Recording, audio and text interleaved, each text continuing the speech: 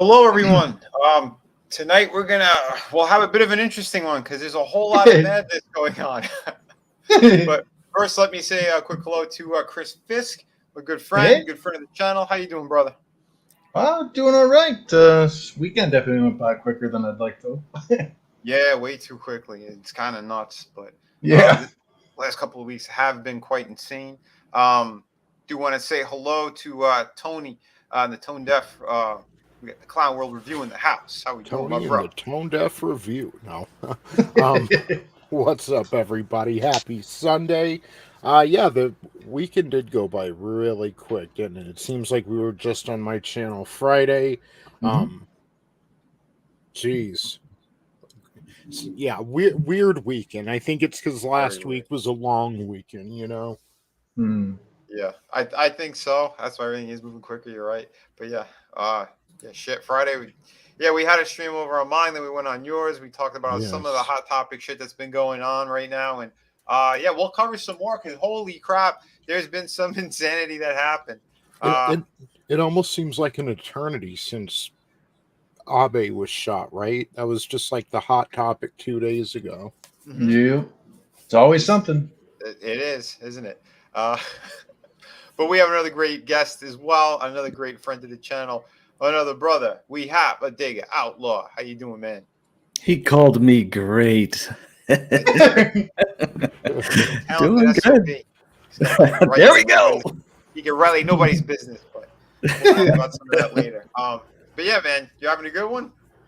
Yeah, not too bad. I'm like you, just watching the world burn. Yeah. Oh my God. Which? Oh yeah, I should be sharing that because I did make it. So let me pop it up. Our lovely our banner for tonight, our card for YouTube. Let me share this because the band playing on the Titanic is this whole thing is sinking. Holy shit. Yeah, our lovely Brandon and his administration just had some more fun. We had more drops and leaks from Hunter, which was kind of hilarious. Not gonna lie, very very disturbing. But yeah, more definitive proof, and we'll get into some of that because this is total madness. But first, let me say a quick hello. We got Tina Bojan in the house. Yeah, she's the first one in tonight as well, and I did drop you a link if you are available, or if not, she says she's in. Oh, okay. Oh damn. Stuff's going on there. Oh, I did not know. All right. Well, I hope we're sending good thoughts anyway and prayers. Yeah, that's always rough. But yeah, Chris was saying hi to people as well. We got Brutal Morningwood in the house. How you doing, man? Hail and heartfelt. Howdy, hey, one and all. Papa Cotton as well, man. How you doing, man? Hey, they host.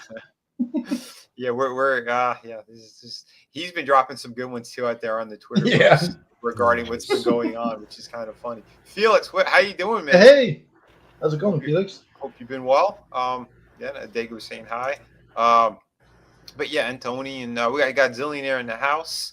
How you doing? Again, like I said, this is just it's too much shit that's been happening, and so apparently we got Hunter's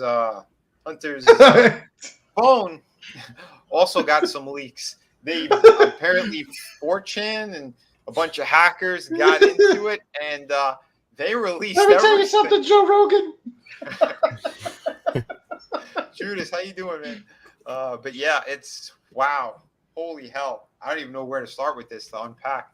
But so apparently this is all validated anyway because we got extra footage, we got extra screenshots, we got all that stuff that's been dropping. It's very very insane. Brian, how you doing, man? Hey, cool ball as well. And creator of 600 Gorilla right there. Another cool person in front of the channel. But yes, so Hunter, this guy is just a colossal fuck up on every possible level. So things have been verified. There are screenshots of the nickname he gave his father. Now, what did Tony call him? Mama Susan's gonna hit us, so we're just gonna call him Pee-Pee. That's what Tony said. So we'll refer to him as PP. But to give You're down with Joe PP. Yeah, you. but to give you a little bit more context to that, basically his handle was Peter Henderson. Apparently, I think it was a character from a John Grisham novel or something. So Hunter started calling his father something Pete instead. And it has to do with how much he loves children's. We'll just leave it there. So yes, that IT crowd episode. Mr. File, first name Peter. Yeah. That was we were getting close there. We were getting close. We'll give you a Robert Loggia anyway. Not okay. But holy crap. So yeah, on all of his texts, so apparently he had like these group texts, and so it was like Jill and PP. It was Ashley and PP. They call me Cuban Pete. Holy crap! Right. If you didn't need more evidence, he also had all the hookers and stuff he was banging. Apparently, there's screenshots. He was sending them to his father directly. Yeah, this is a married man with 5 kids banging crack whores and sending photos of it to his dad. This What is the hell? This is on top of all the other weird stuff. Like, I remember in his internet search history, there was widow porn, and like knowing who he married. Like, these people are fucked. Like, who looked at their IRA or their retirement fund, see it through the roof at record highs, see everything going great with the country, and then they look over and see this dude weighing out their rocks in front of a hooker, and they're like, that's what I want. He couldn't even read the scale correctly. He's like, it's 2.06 or whatever. Dude, it's 20.7. Like, I'm looking at the number. How are you screwing it up this badly? Oh my god! My taxpayers' money is going to this. I want to know how much is it. Right? How you doing, Keely? Yeah. They're saying 30,000 or something to keep him in this mansion or whatever. Again, great use of money. We have again, they have his financial records. Looked like there was like $121 million that were put into his Wells Fargo account. Our money. Yeah. Yep. We have even more of his other finances of how much he was paying people. It was like between like $1,000 to $8,000. There's a whole list of shit. This is just wow. It's mind-boggling. And and again, the other stuff that's been going on, even more photos of him with prostitutes, with crack. He's weighing his crack in one of them while arguing with a prostitute. Yeah, that gives me a lot of comfort while I'm struggling to get money for gas to get to work. Yeah. But, we like to show off the toys or comic books or movie collections. These guys like to show off the porno with the children and the crack that they're doing. Back and forth between dad and child, man. Look at my wing hitting this one. These guys are, yeah. And that's the mild stuff. Trust me, that is the mild stuff. Oh, yeah. And the worst part is within a few weeks, Joe's going to be back on TV when people are complaining about food prices or lack of food. And he's going to say, well, we need to sacrifice a little. We need to sacrifice a little more. For Russia, for the Ukraine, Yeah. And Brutal Morningwood. Yeah, this is a great one. No wonder poor Saint Floyd had to counterfeit 20s to get his fentanyl. Man, I can't breathe. I need more. Unreal. What is going on with this world? I swear, it's like I can't make heads or tails of any of this anymore. But this is all common knowledge. People are seeing this across the board. The entire world knows what's going on. The entire world's in just chaos right now. Between the farmers in the Netherlands, in Italy, Sri Lanka. Oh yeah, yeah. That's how you do that. That's how you do with J6. Yeah, Chris, break that one down for everybody. You know more about it. All I know is we have watched through green policies and all these other eco crap things completely handicap and destroy countries' agriculture. Agriculture, food production is the most important part of a country. They're doing it to the Netherlands. They've done it to Sri Lanka. These people are starving. These people have no petrol, no fuel. And meanwhile, the government is throwing military action against them to basically let them starve to death. So they're like, okay, we're done. And they just stormed the place and they showed Americans how to do it. Yeah, that's it. That's what you got to do, because this is ridiculous. I wonder if America's gonna have the balls to do it at any point, or I just hope these people get food and all the stuff that their corrupt government has been starving them of. I hope they can get that stuff now that they kicked these assholes out. I hope so too, man, because this is frightening. We know, like the Netherlands, they said the majority of like their pigs and cattle and stuff get sent to America. So for them, they're the number 2 producer of food in the world. We're number 1. They produce food for all across Europe and part of near Asia. They really shell things out hardcore, and they're completely shut down. Yeah, and there's no proper rhyme or reason. This is more, nonsense.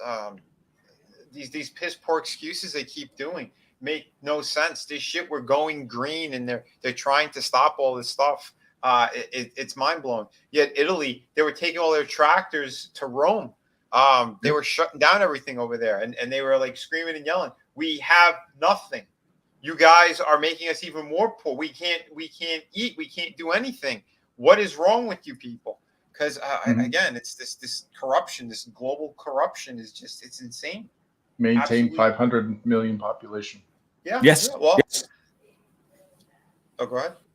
No, I'm just agreeing with them. That was the whole guidestone. It was on there, and I think Wookie Papa, we hit the same YouTube video at the exact same time. There was a good analysis done, and both of us were probably thinking the exact same thing, where those guidestones had the list of things that they wanted to do, and conveniently they were taken down at the right opportune time. And then they were hidden away before a forensic analysis of what type of explosive, what direction, all of that fun stuff was done. Just eliminated right away. This may be a little more nefarious than just some hillbilly deciding, you know what, screw you, New World Order. But who knows? But it was written on there that you've got to do environmental farming. We should only have 500 million people on the planet. Eugenics is a wonderful thing.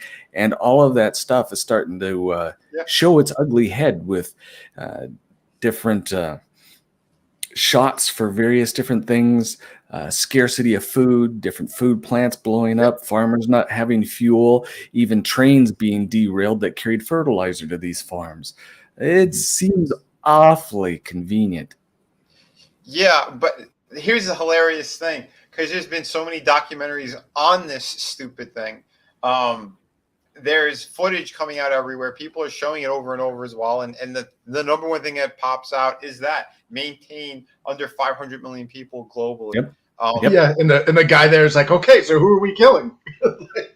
This is ridiculous. This is truly ridiculous. And it's funny, your conspiracy theories. This was literally written in stone. Yep. So what are they talking about, conspiracy theories? This is factual stuff. And the other thing that's hilarious, there was a camera on this the entire time. They watched it blow up. So that means they watched the people come in and put the explosives on. Dude, if they could find, it's kind of like a certain Vegas shooting. Like, you know what I mean? Like, they'll find it if they want to. But if they don't want to find it, they won't. If they want to. Because again, like going back to Hunter for a second. The fact that her father took showers with her in a way that was, quote, not appropriate. Ask yourself, is there any explanation for that behavior that is justifiable? And there's not. It's sick and it's horrifying. Truth. So when is it appropriate to take a shower with your daughter? Never. I didn't think so. That something ain't right there. It's creepy and bizarre. If anything, the mother should be bathing the kids. The daughter specifically. I think grown-ass men should not be anywhere near their children like that. Sorry, that's just, this is sick. This world is sick. I don't know what the fuck these people are doing, but yeah. Even more of that information came out as well. which is again another level of insanity. Holy crap! Just how much more proof does the world need? What is going on here? Well, that's the thing that concerns me the most. It isn't the fact that they have these evil bastards doing this stuff. It's that people don't seem to care. Like we've had this like epidemic of cowardice and just, I'll just wait till it blows over. Yeah, that's what happened to my grandparents, Mm-hmm. That's why my grandfather had to sleep in a basement for the rest of his life, because people thought it was just going to blow over until everybody started getting stuff off somebody's chimney. Yeah. Like it doesn't blow over. For evil to prevail, good men need do nothing. Yeah, it's really, really scary. And again, you got people fighting and having slap fights on the internet about comic books and other dumb shit that really mean nothing and pertain to nothing. Listen, if you're a creator, you want to get a good product out there, tell your great story, put it out there. If someone's trying to pick a fight with you or they're stalking you, mute, block them, move on with your day. That's it. This shit where these people are just swimming in filth and go, oh, I wonder why I'm covered in shit. I don't get it. I do not understand it. Not for the life of me. What's up, Sambagogo? We got Tommy in the house as well. Hey, brother. Tommy. Hope you're feeling better, man. I know it's just every day's a little bit better, but yeah, man, just keep kicking ass. We want you back and fresh as a daisy to slap them all in the mouth as well, because Tommy's great at that. Oh yeah. We love the Guinea Pig Collective. But yeah, again, so we were hitting some of these crazy topics of what's been going on. Specifically, this week has been just complete madness. Oh yeah, Boris Johnson's gone. Yeah, isn't that interesting too? They've been trying to get rid of this guy forever, but now he's out. I wonder what they're about to do, because rumor says there was paperwork that was dropped that something's going to be happening this week in the UK. So maybe he didn't sign off on it, and that's why they took him out. I have no idea. Here's my prediction: they're going to force the UK back into the European Union. I mean, the Soviet Union. I mean, yeah, the European Union. He's going to try the EU. Yeah, I'm sure they're going to try. Yeah. No, that's basically like what's happening now in the Netherlands with all that bullshit. Those were imposed those were policies imposed by the European Union. That wasn't policy created by the Dutch government. That was a foreign force telling this country, this is what you have to do to stay because you're part of our union. Yeah.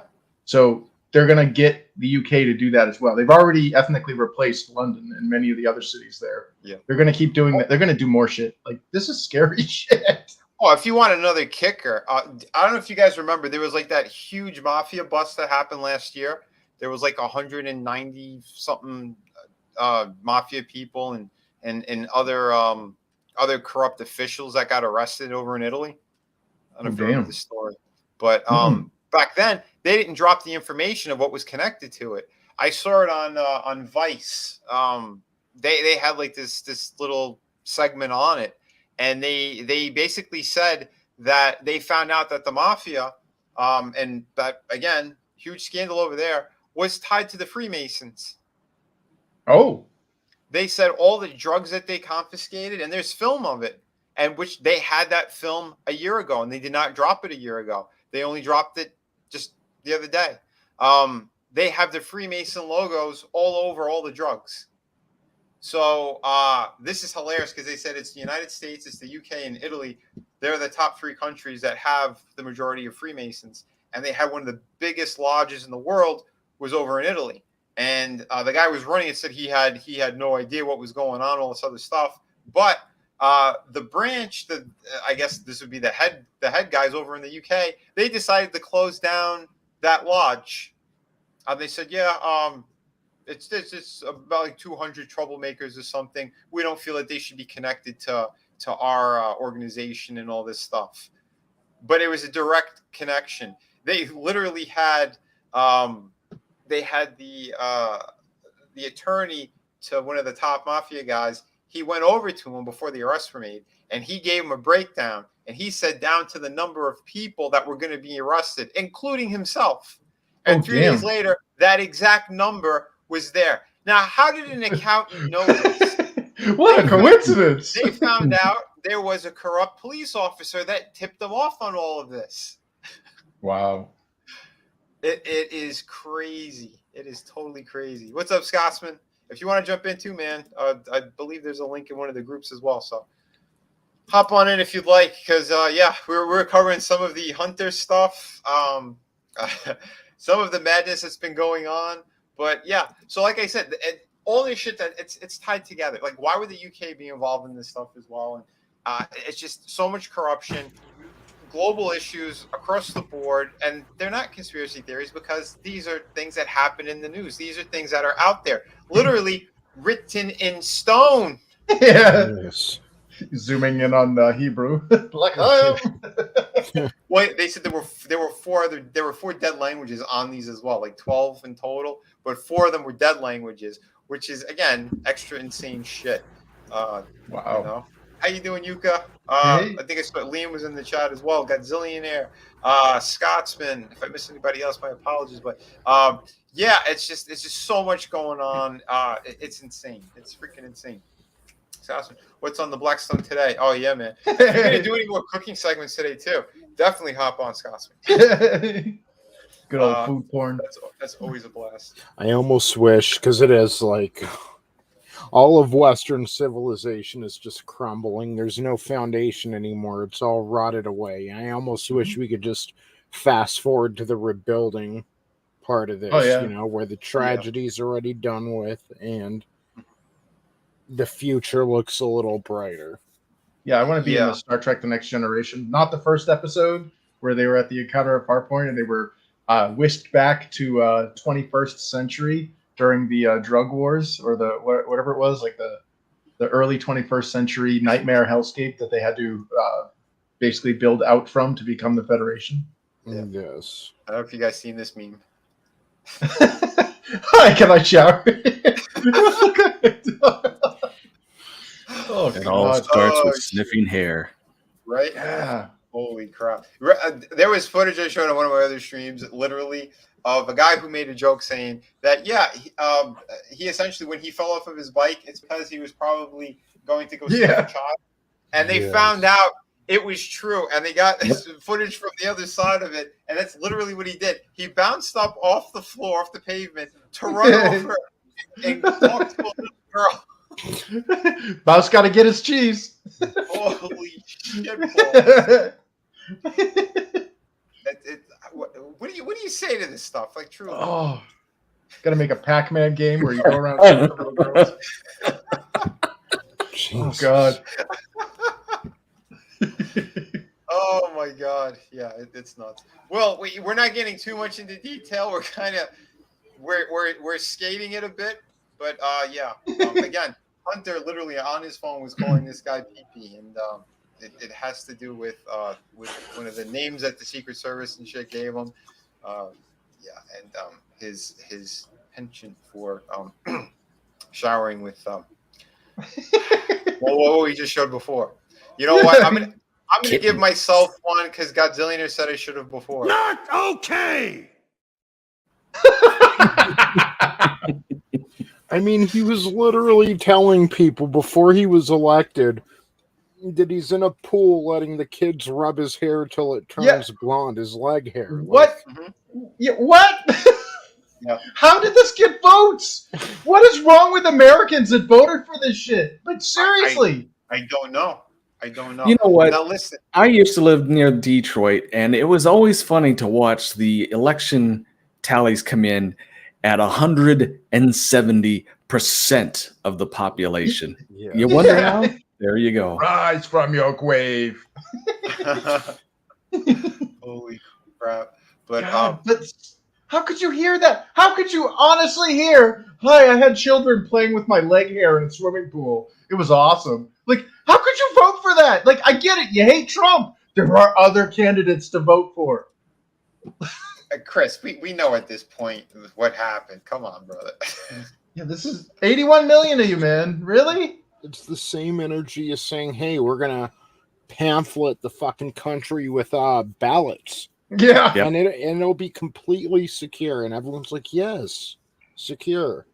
It just downloads into their NPC brain. That's the real thing. 81 million ballots. Not people, ballots. Yep. Go watch the Dinesh D'Souza's evidence. I'm not even say movie. Just go watch his evidence. I mean, it's all there. But yeah, again, Will, this is great as well, man. Can we start a brand of Scratch and Sniff Snickers?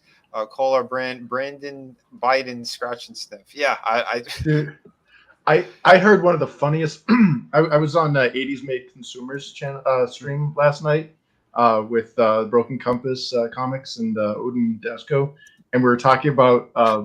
You remember that show Quantum Leap? yeah. Mhm. You remember that episode where Scott Bakula just goes, "I'm retarded," and he like looks over in the mirror. There's like a kid with Down syndrome looking back at him. Mhm. What if like this was a pitch that we were talking about? Was what if they had quantum retard? This retard, instead of it being Sam, it was somebody that was severely mentally handicapped who jumped like on his leap, like leaped across the quantum realities or whatever throughout history, like Marie Antoinette, like when the French Revolution or whatever's happening, and she's like, "Let that be cake," or like it goes into Chris. one of his final leaps is to go into Biden right when he gives his speech. So it's where am I landing now, Al? He gives his speech and it's Biden there, and he's like, "One word to describe America." Well, we have someone who can play the role. I'm kind of retarded.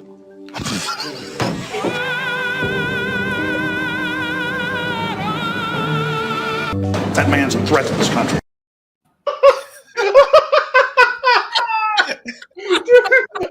I was laughing so hard when they were pitching these things. I had like this excruciating migraine, and it was so worth it. They're going there like, Biden could be there, like, put him on his bicycle. And he just Holy hell! he goes into Arnold Schwarzenegger. That's how he gets his strength. I can rip the phone book. Like, Oh, dude, Chris. All right, you gotta know. Not okay. We're talking about superhuman retard strength, brother. And the thing is this is an insult to the mentally handicapped because It is. But Chris, we got another message for you. Remember what I told you. Don't be a cunt.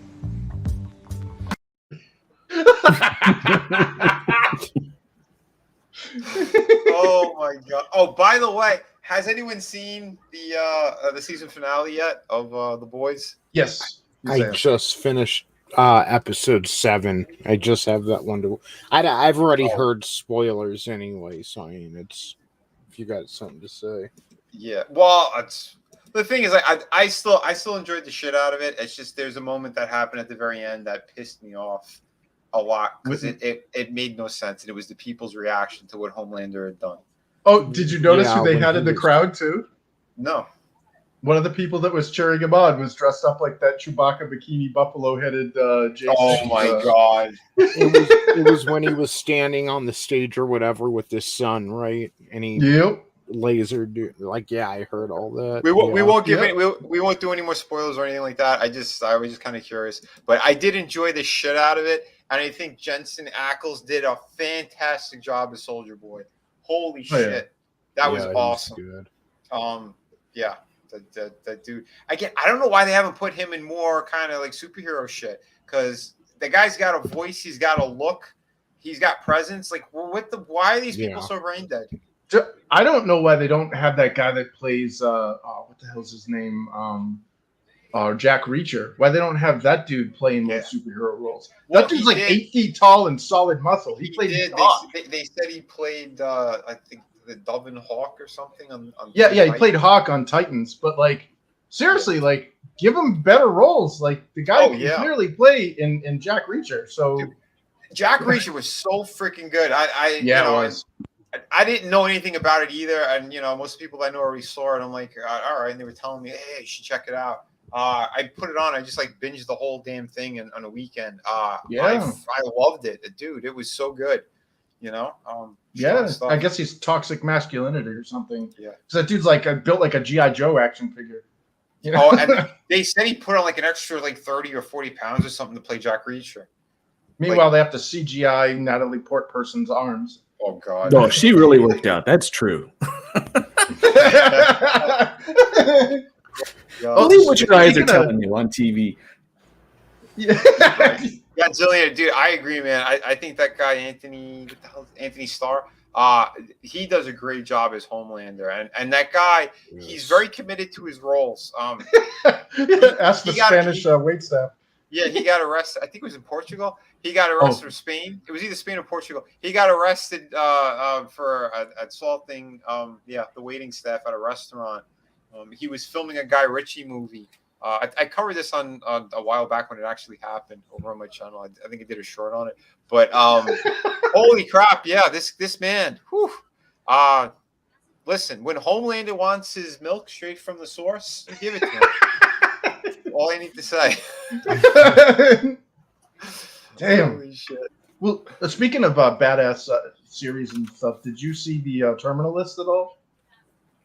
No, I have it queued up. I haven't started it yet. I got the first 2 minutes and I turned it off. I said, nope, I'm going to sit with my wife and watch this. She's going to love it. Dude, it was. Okay, so I'm not really like. I appreciate military stuff. Like I actually like World War II military more than modern stuff. I don't know why, but I watched this and it gave me a lot of appreciation for the research that went into this. You can tell that the author like literally was part of the military because none of this seemed like BS. Like this seemed like all the terminology they were throwing around. I'm like Googling it. I'm like, holy crap, this is like a damn. And anybody that's into like modern military thrillers, it kind of has like a bit of like almost like a Grisham novel mixed in with like Clancy. It's really good. Yeah, dude, that's all. Yeah, that's what I like to hear. I want to see more things that are well written and they're not pushing any bullshit anymore. Dude, but hey, man, Pratt kicked ass. Oh, dude, yeah. He could be a serious action star. Oh, dude, he's done so many already. I mean, I saw that one too with the aliens and his daughter and the War of Tomorrow, I think it was. Oh yeah. I was kind of surprised. I thought it was gonna suck or be a little bit cheesy, and I actually enjoyed it. Yeah. A little on the predictable side, but still, it was still good. But who's not predictable? Hey, Liam, how you doing, brother? How's everyone doing? How's everyone doing? Hey. I don't really have much to say. Do you think that maybe you like World War II a little bit more because I guess there's a little more culture to it. I guess, it's a bit more retro, whereas everything today militaristically is more like the iPhone. Everything's really sleek and square and computerized. I don't know. Like, what do you think? Well, I mean, obviously my family kind of had a little bit more personal stake in World War II as well. So, yeah. Oh, well, tell me about that. How many Nazis did you guys kill? Well, my mother's dad was on Sword Beach. He landed on the beach and he basically saw exactly what Tom Hanks saw. And my whoa! Let's not bring up Hanks. Yeah. Okay. On a bridge? No. We'll say his fictional character what he saw.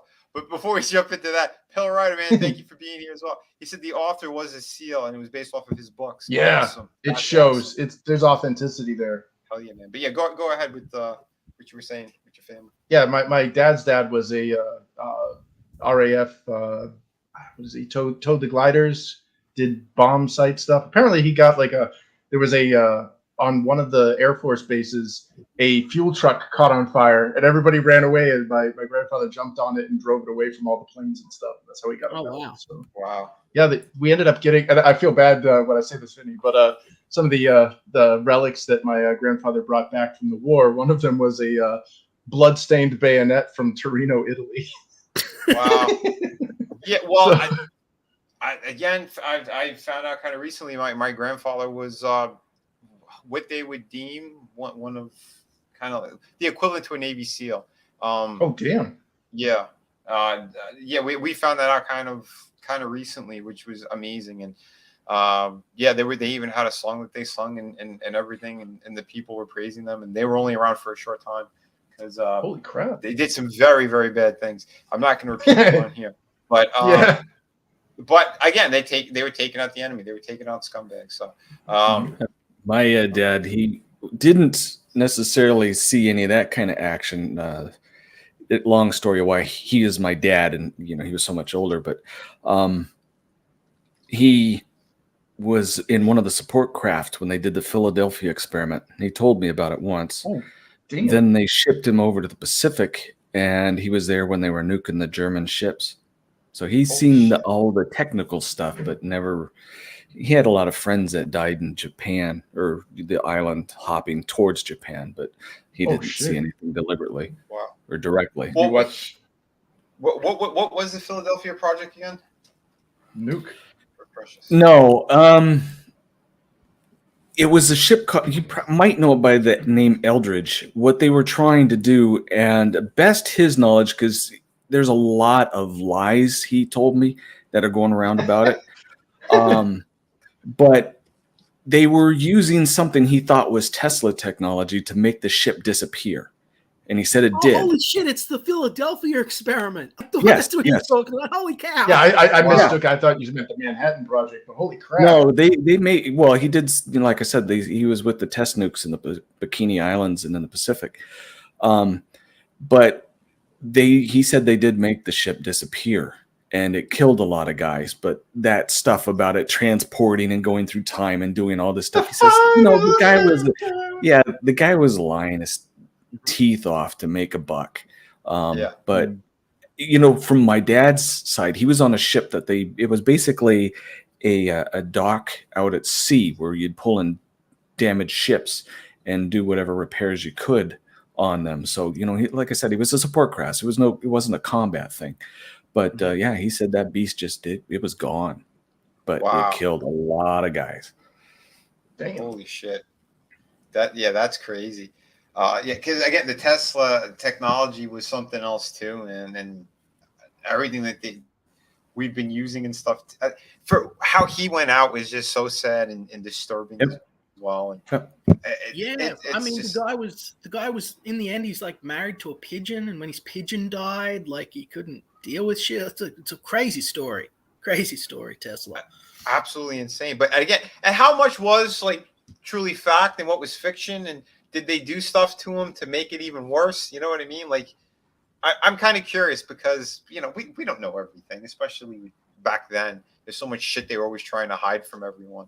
So it always makes me wonder, like Tesla's technology, like if you can really go down a rabbit hole with it. For you who are listening at home and don't know, like they argue that a lot of the I guess attachments at the top of buildings in the ancient world replicated his technology, or at least that's where he based it off. Broadcast and their energy. argument was that it gathered atmospheric energy and that they had lights and stuff like that in the old days through, like in ancient times, Well, yeah, you can actually run small engines with a simple experiment. You get some type of metal, put it in the highest part you can in a tree, isolate the metal, then stick the other end down deep in the ground. And sometimes you need a little bit of water in there, but you take those two different ends and put it on an engine and it will slowly move just by sitting there in space. Wow. Well, when I worked for the Assassin's Creed's narrative team, we got to read some of the Tesla stuff, and obviously they based it all historical fiction. This is before the series went way off freaking reservation, but they're talking about how Tesla's Vardenclyffe towers were these towers that were centralized on continents, and they served as a basically like your focal point that would send out broadcast energy within a radius, i.e., this is the North American tower that would harness the ionosphere or whatever, and you wouldn't even need to plug anything in. Everything was powered. And they supposedly, like the way that we did it or the way that was done in the story was that there was another one in Asia, in Siberia, and the Russians kind of weaponized it and realized that you could make a Vardenclyffe tower basically become the hand of God, and they made a test attack, and that was the Tunguska event. Wow. We're getting into some fun stuff now. Like Tunguska's wild. For those of you at home who don't know, the short version is there's this area in Russia that is just in the woods that is just completely flat, and it's like a perfect sphere, basically. People thought it might be a meteor. It could be something else, but it's just wild. You can just look it up online. Hundreds of miles just boom, gone. Yeah. It's some real fascinating stuff. Well, the sad thing is the Vardenklepp Tower did exist in real life. Like that wasn't like a part of the fiction. But what's really sad is that Westinghouse and a couple of the other, energy barons or whatever. JP Morgan. Yeah. Yep. Yeah, they basically screwed over Nikola Tesla is madman, whatever. He is a hero. He is a world hero, American hero. Without him, we wouldn't have alternating current. Nothing that we're doing right now would even be possible. And he died pretty much penniless. He wasn't a businessman. He was a creator. Yeah, it's sad and insane. But Judas Goat Barbecue says that his dad worked on atomic weapons at Oak Ridge, Tennessee in the early 50s, but he couldn't talk about it much. Holy shit. Again, there's so much stuff that's been happening around the world and in our own country. And it's fascinating and frightening all at the same time. The amount of shit that technology has brought us and could easily take out. I fear that we live in that age where those toys are going to come out to play. Oh, yeah. Well, again, that's what I base good chunks of kind of what's happened and what's going on in my books, in City of Venus specifically. It's, the extreme of these people playing with these specific toys and technology and what it's done.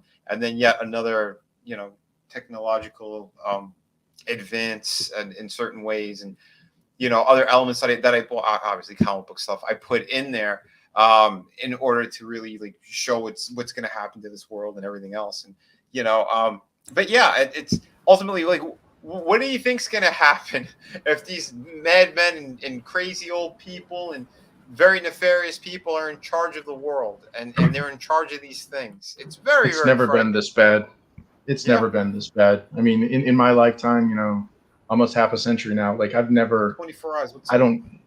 I've never seen we're looking at world pandemics. We're looking at, sabotaged economies across the developed world. These aren't the CIA's economically terrorizing some banana republic. This is Western Europe is falling. North America is. We just had they called it in Canada, they have Rogers as their internet, one of their 4 monopolies. There's 4 internet service providers. You can drive any car you want as long as it's a Ford kind of thing. Yeah. And Rogers was supposedly updating their hardware and updating their new Chinese hardware, and boom, it just went down. For 2 days straight, or actually about a day straight, nobody in Canada had, or a huge percentage of people in Canada didn't have cell phone or Wi-Fi or cable internet. Chris, well, don't forget that they dropped these kind of hints early on before the summer hit. Remember, they said there's going to be power outages all over North America. There's power outages. There's been power outages here. We had 200-year floods in the space of a month. That's in the space of 2 months. It's absolutely insane. And there's prophecies. I might be wrong, but I think it was Chris Fisk that was talking about this in another stream. But it might have been someone else. But talking about the sort of Nostradamus style. There's this woman who has who talked about all the stuff that was going to be happening in the future. She talked about floods and stuff in Australia, and she talked about crisis leading up to World War III. And I thought it was really interesting stuff. Does anyone remember? Anyone be more specific on that, or am I misremembering? Well, I know Casey had a bunch of predictions and stuff too. The other Edgar Casey as well, but it wasn't him. It was a woman. It was a woman and in Russia or something, if I remember correctly. Yeah, there's been a couple of them, but I don't know much about that one, but I do know that Edgar Casey what it was on the last stream we were on, but it must have been someone else's stream. Yeah, no, it's but the also the world's changing. We're becoming old men. I logged into my app on my phone for my banking, to get some stuff sorted out there. And, they've got an AI on there, and you just sort of type in what you want. And it's please type in more. The more you type, the smarter I become. I'm learning every day. I'm getting smarter every day. And I'm staring at this app, and I'm just thinking, is this Skynet? Is this the future? Sam Rogers, what's up, man? But yeah, I'd say there's a big chunk of Skynet what's going on here, because there's other shit too where if I message somebody or something over on Twitter or whatever, then I get like a message on my phone from another social media thing. So and so just posted on this other social media app, but it's the same person I just messaged on a different thing. It's like all this shit's connected because they want total control. They want to know what you're doing. And they go, oh, it's for convenience. If you just talk with that person, you probably want to see what they're doing on this other thing. Well, really? Because how about when I go to fucking promote my projects, none of that shit's there. But it'll be something random that means nothing. Well, dude, convenience has been the bait and switch all along. I mean, look at all of the streaming services. They literally they've taken away physical media pretty much. I mean, we can still get it, but it's not as prevalent as it was.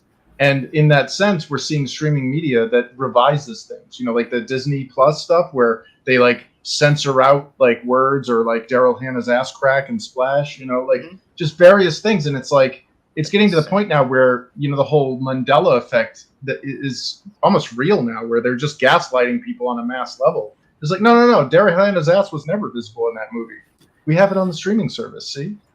Yeah. Well, the thing too about physical media isn't necessarily safe depending on the player you have, because if it has memory or if it's connected to the net, you can be playing it and it will send the edit as you are playing it off of your physical media. Hold on. What's this? What are you talking about with this? Yeah, the HDMI decoding.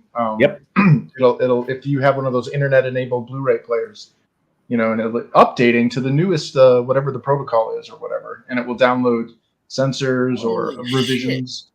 Shit. Yeah. Well, it's just like a game patch, when they patch your games. I had no idea. I didn't know that they were doing that. That's wow. Okay.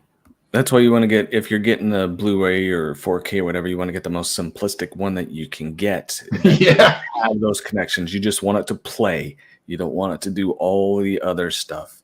That way it doesn't get edited or manipulated or need updates every time you turn the thing on. Holy shit. This is just insane, totally insane. But they can't. Well, I don't know. Shit, never mind. It's gonna be just a stupid thing to ask. But no, it's just I am. Yeah, I'm dumbfounded by everything. I truly am. This is just crazy what they're doing everywhere. Sam Rogers in the house. What's up, brother? Nuke's in the house as well. What was? Oh yeah, man, dude, I cannot wait for God of War Ragnarok. So there's expensive editions. Wild. I've seen that popping up everywhere, right? We got the steel case book. We know that stuff. But there's going to be no physical disc at all. Is that true? Then why am I going to buy the damn case? Yeah. Right. I thought the same thing when I was holding the Monopoly game for the Nintendo Switch in store. I'm just looking, does not come with game card. I'm just staring at it. I'm thinking, why does this exist? Well, it's like the first, remember Half-Life 2? When Steam was first launched back in 2004, there was only 16 megs on the CD-ROM for Half-Life 2. Wow. So it was just an installer for Steam and then a downloader. Yeah. Hey, so Nuke, you're saying that all editions are only going to be a code? What a waste of resources. That's ridiculous. More importantly, that means that's lost dead media. Yep. I mean, that means you're renting that. Yeah, that's gone. Once 20 years, you're not gonna. We'll be. Oh fuck, we're all old. Hold on. And who has space to download a freaking game like that? Because the way that they design these stupid machines, that it takes all the data, puts it in there. Then you need the CD to actually work it. But there's no space if you're going to put multiple games on your damn system. Oh well, that's okay. You can keep paying a monthly fee for online cloud storage. Yeah, they can suck my dick. No, thank you. That's retarded. Absolutely retarded. It's anti-consumer. Yeah, it's ridiculous. Sam Rogers was asking something too. He was, what do you guys think of the Rippaverse? I know nothing about it. I want to know more about it. I did a stream on it. You can go check it out over on my channel, where we did a deep dive into what it was sort of yesterday or the day before. I'm excited about his message, about what he says, but I don't know anything about his characters or what he's actually doing, and I would like to know more. Yeah, his determination is very infectious. His determination is very infectious, but whether or not there's quality behind it is yet to be seen by everyone. Yeah, I have no idea. That's what he's got to stream tomorrow. I know one thing, regardless of what the content is, whether it's good or it's bad. we know it's going to break records. Yep. Oh, yeah. That's the one Hell thing yeah, that man. fame does bring.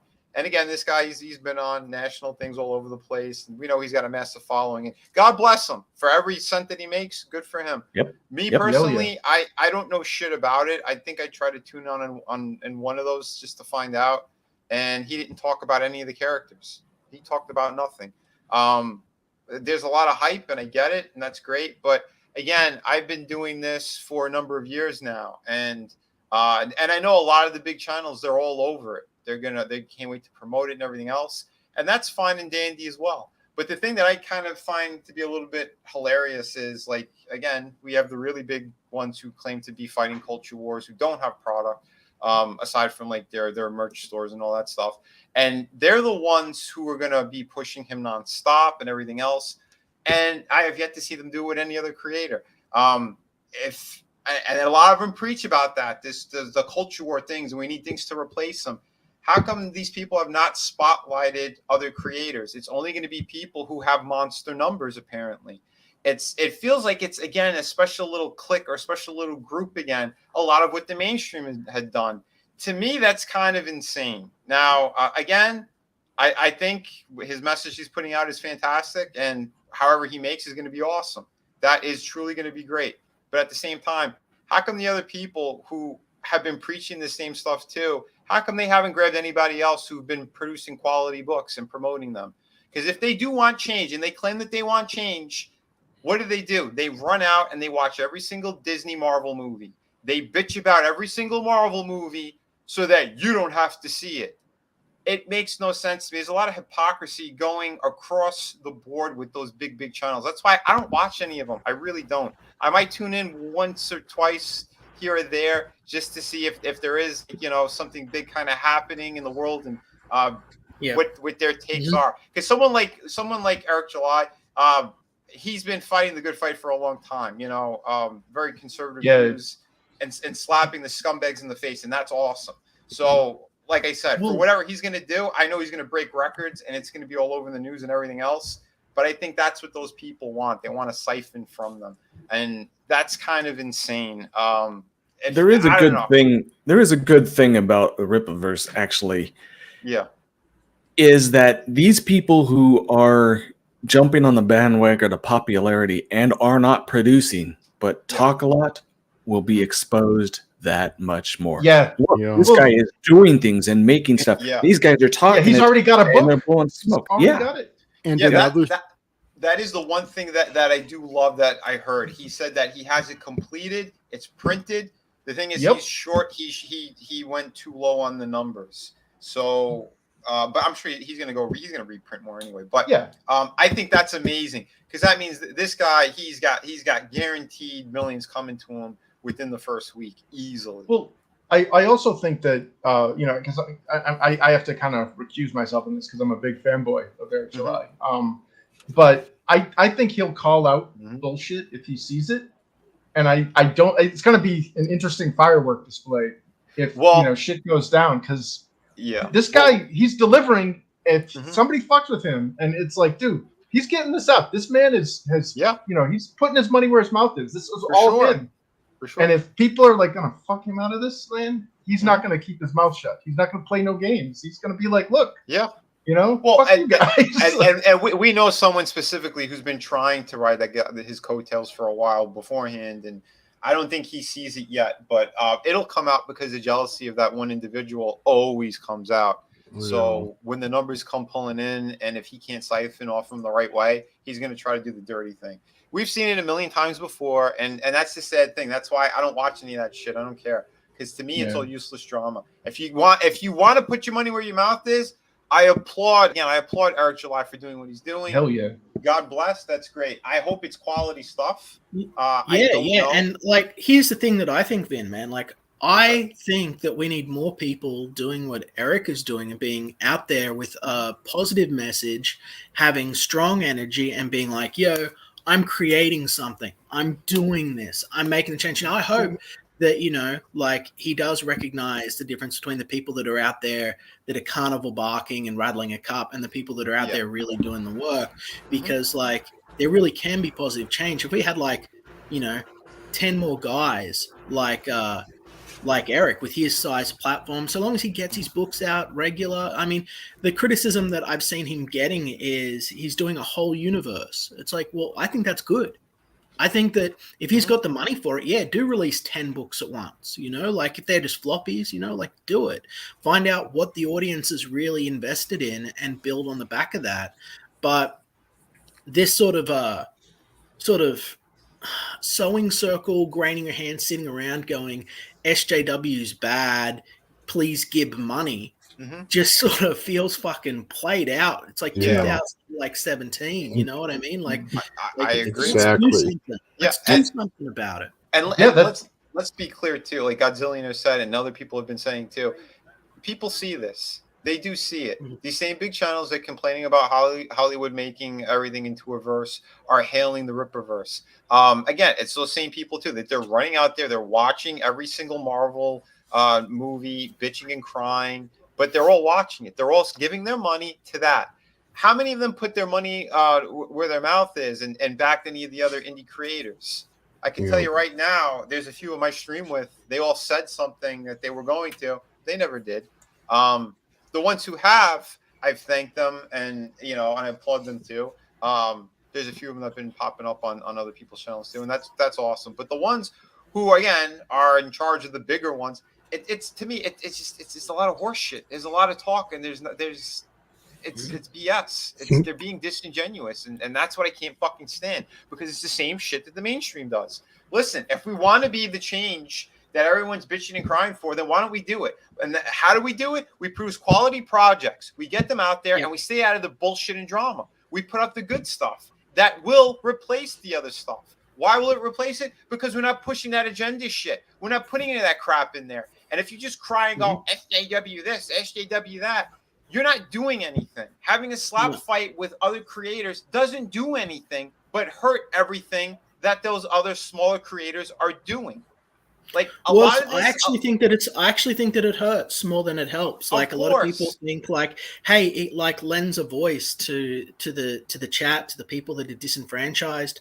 But I've seen, and I think that anyone that's been around this scene for any length of time can sort of agree that like what happens is these people come out, they put their money out, they go, I believe in this guy. This guy's gonna make change.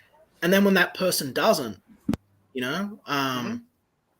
they become disillusioned and they just give up on their hobby. It was Oz Great Sage or Samba Gogo, I can't remember which of the two guys, said in my most recent show in the chat, they said, I was supporting Marvel 40 years and I walked away from it. It would not take as much for me to walk away from this. It's like, right.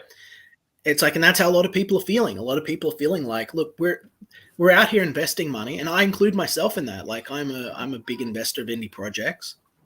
There's a few that I've got to still back that I haven't gotten around to doing yet, but things have been tight with my own financing and my own books right now. Same. But like I'm out here supporting the indie, supporting the creators that I believe in, standing by people that I think are positively motivated, skilled, and intelligent creators that have something of substance and value to say. And I think that the grift, and I hate using that word because it's been so watered down, but the grift that essentially, I'm gonna make a change. We're gonna fight the mainstream, but they have no intention to do so. They just want to sit there and shout at every single stream and collect as much money as they can until eventually they just sort of close the suitcase and duck out, Meanwhile, people that are throwing in their money just get progressively more disillusioned and disappointed and just end up giving up on their hobby. And I think that really, really hurts us because the only people that are giving their money right now are the true believers, the people that really, truly love this stuff. So to kill their dream, to kill their hope for a bet for change is an affront to everything I believe in. Well, again, certain people, they claim that they want change and they really don't. They just want their bottom line. Because here's the thing. If all the creators who've really been lifting this the entire time, if we weren't there, would this have been a movement on any level? The answer is no, because nobody was going to be waiting 3 or 4 years for one fucking book. There's a lot that's out there in the independent scene that people are snatching up. and they're trying to keep things going. So that's the thing too. And like Lion Rat, and he had brought up this shit. And I don't have any stake in that, but yeah, those two fighting, both of them showed what they are anyway, and I've shown this on other streams as well. One was we were all supposed to be throwing money for a certain lawsuit that got thrown out anyway. Torturous interference nonsense. Then we see someone who was also partaking in that type of stuff against other creators, and that came out. There was concrete evidence of that was dropped from somebody online, DM messages and all that bullshit. So for me, I don't give a shit on either side of that. Again, there's a lot of phoniness that's out there. And the people who are true, the people who are actually working their asses off and getting product out there for you guys and trying to have a good time and help other creators, we're there. They're being ignored. They're being swept under the rug. And there's especially clear, if they've got good or superior product.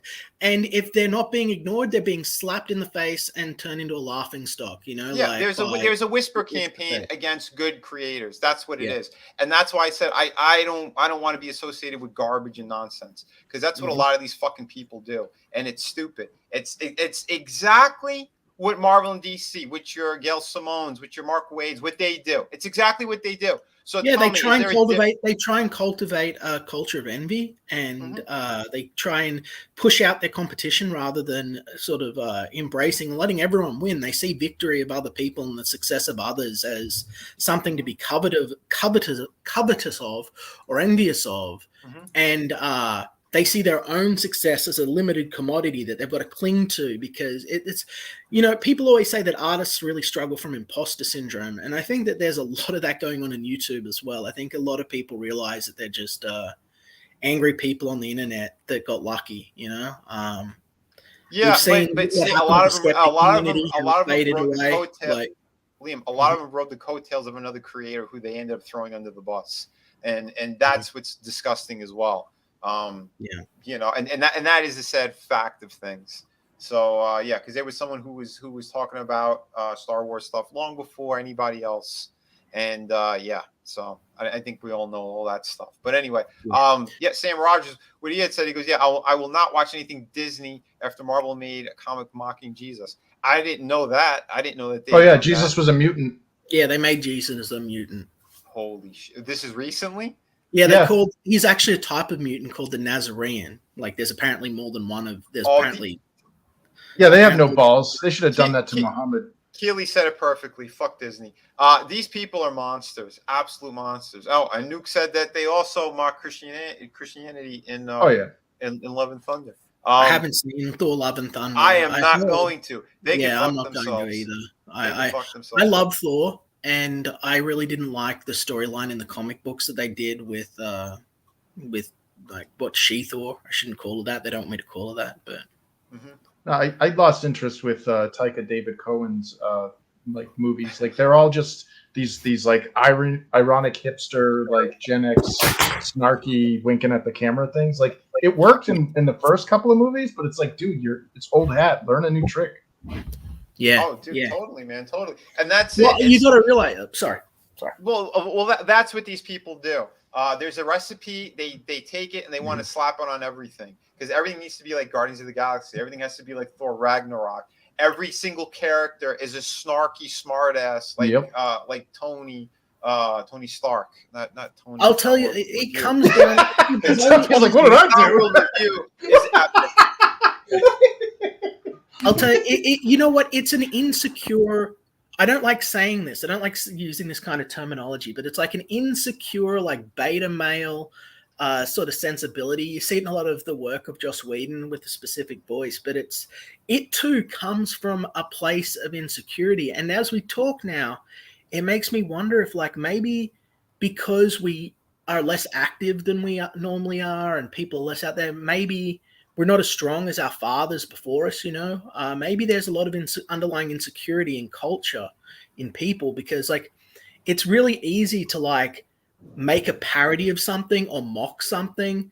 The same way it's really easy to criticize anything, but it's actually really hard to make something truly epic and truly great. Like, a film like Conan, if we were to release something like Conan today and it was to have the blockbuster success that it did, it would immediately be parodied and mocked by everything. Like, it would immediately have, movies parodying it, shows parodying it. It's like, it just sort of That's probably going to happen with the new Top Gun. Oh yeah, there'll probably be something like that. But even after the release, there was the people saying, "Oh, it's just toxic masculinity." It had already started. You saw what they did. They tried to get it removed from theaters before it made $1 billion because, they were saying the rights were stolen or whatever. I mean, from the family and all that nonsense. Can we admit there is no such thing as toxic masculinity? I mean, it's a Marxist word that was invented less than 20 years ago. Of course. Yeah. Like a certain 3-letter agency came up with conspiracy theory. Yeah, well, I mean, honestly, like, seriously, you can't attribute being an obnoxious asshole who's incredibly belligerent to one gender, because all of the media that we're seeing now with this feminist garbage is making toxic masculinity or whatever in female characters. Like, they're all these obnoxious, like, all the stuff that they've accused, masculinity or men of, that's what they're promoting in women. And it's like, yeah. What? Like, I thought you said it was masculinity. There's been a big struggle for a long time within the feminist movement where, and they schism between themselves with this. I'm just making commentary on it. I'm not like casting any judgment here, where you'll find that they sort of have sort of gender identity issues where they'll think like, to be a strong woman, you have to be masculine. You have to display masculine traits.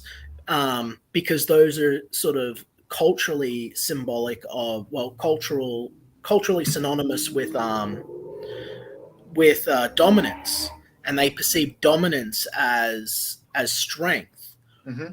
And I think that that's a whole conversation in of itself. And you see this in the feminist community themselves. But I mean, you look at some of the strongest women in history, and I think that you'll find, I think you'll find that they're not the ones that are like, getting out there and punching people in the face. I mean, no. I think that doesn't take strength. Well, it's a disservice to attribute strength, or at least strength in that regard. Strength of character to a masculine or a male gender, because like you're basically saying that women are weak and pussies, essentially. It's literally the very internalized misogyny that they claim to be fighting against, yet they advocate and promote it and champion. Because they're simple-minded. Because listen, in history, there have been female figures who literally they helped shape the world. It wasn't through fists. It was through intelligence. It was through compassion. It was through Rome was ruled by women. Yeah. I mean, like, again, they scream out against the horrors of colonialism, right? Yeah. And they'll say it's the worst thing that ever happened and all of this shit. And it's like, most of that was overseen by a woman. They'll claim that women have no power at the same time that they'll go, we were overpowered. The colonists came in and destroyed our society and our culture. And it's like, that was the work of a woman. She led that whole thing. Well, look at the first city in America.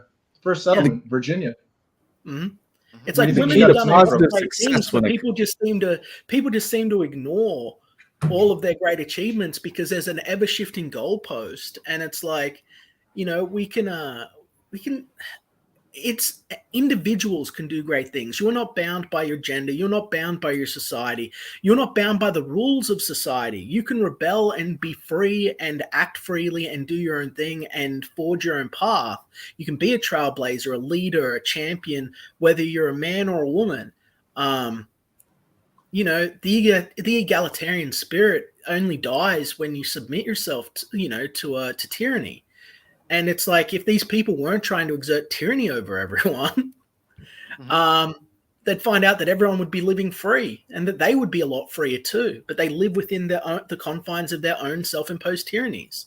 So, sorry. Crazy. No, again, there's so much shit. But then, Judas, he made a good point here too. There's also the queen bee syndrome, where the women, who make it in a field. Yeah, they're not going to support other women, but they actually. Dude, I wrote a paper on this. Yeah, and they fight between the new queen bees, and I've seen this firsthand multiple times. Do you know certain ones that people still lick their assholes clean who don't have any quality projects whatsoever, who've grifted, Frenemies. who've plagiarized all this shit, and they've done that across the board. They try to muscle out any other woman who's trying to, who they deem is a threat to them. It is sick and twisted, and this is the problem. When people do this stuff, that's why things can't grow in a good way, because everyone feels like they need to be the top of the fucking heap, and it's ridiculous. And the other point, hold on, before we get into that some more, I just wanted to address Samba Gogo as well. Again, I don't like talking about this type of shit, but fans bring this stuff up. Fans are the ones who are talking because they see this shit as well. And yeah, any group, like I said, this is why I never live by a fucking hashtag, because these hashtags are all corrupt. Anyone who tells you what you have to do, or you have to fall in line with something, or they have to approve something, they go fuck themselves. Because this is supposed to be free market, what we're doing here. We're friends who are helping one another out, and we want to grow everything equally. And the ones who don't want to do that, the ones who go, it's just competition, and no one online are real friends, are destructive, lying cunts and manipulative people. That's why, again, like Keely Chow said, and many people have over and over, we do not kneel. But go ahead. Sorry. I need to get into the key that I have seen, and you guys can tell me if I'm wrong, but when it came to, you were talking about successful women versus the other ones, all of them, when it comes from Margaret Thatcher or, I can't even remember her name. She was the nun who got canonized. It's bravery to be able to stand alone and do the right thing alone. Doesn't mean that they are alone, but they can. Where you're looking at the feminist movement, it isn't any solo people anymore. It is about going groupthink, and if you stand out with solo opinions or something against the group, you get torn down. And it's the same thing with that whole Comicsgate thing, where you have to be within the groupthink. Don't be the one to stand out and expose the rest of them as being cowards or being inferior or not having the talent to push things forward. So in even our community, the best way to do things is just to do them. Who cares what anybody else says? That's right. Stand up, speak up, and do it. You're 100% spot on. It's like people try and break out and do something a little bit different, and then they get bumped on the head, knocked down. It's like, well, isn't this free enterprise? Isn't this the free market? It's like you say, hey, I disagree with this a little bit, and instead of people going like, oh, okay, it's a tyranny, it's outrage. How dare you? And it's like, there are so many talented people here. When I came into this independent space myself, and I thought, hey, there's enough people now that we can finally push back against the cronyism and the nepotism that is essentially destroying opportunity in the mainstream for new creators. I thought we can finally make a change. We can stand as independent creators together, march in a single line, and we can instigate change.